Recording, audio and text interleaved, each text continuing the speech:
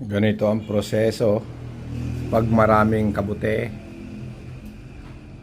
Linisin yung mga lupa-lupa sa pinagbunutan.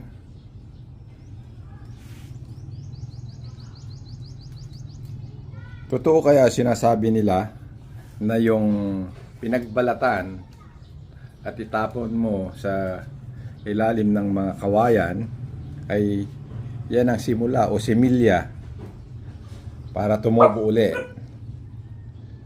O mas effective yung ginawa ko sa paso?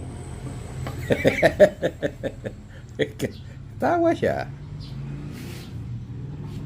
Ayan o, ang dami ulit.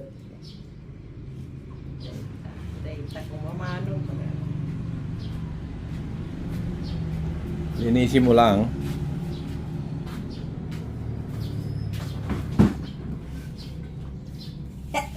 Ayan, para itanim na natin ito.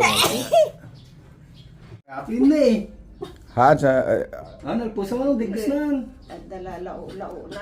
hamo nga dadalan. Hamo nga dadalan dito. Tama nung. Awang nagkawang ganyan, talaga parang sa ating bagi. Eh, dama no may kipanan tit. Oo nga.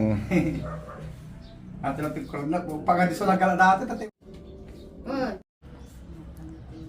Toy. Ayan.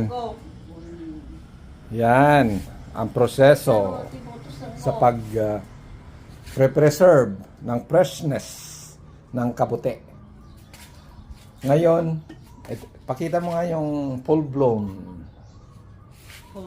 Yan ang full blown, yung maliit.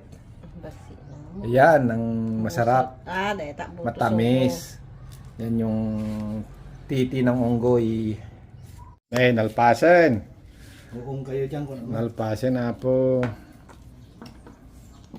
Ito na. Ready anti-pulling.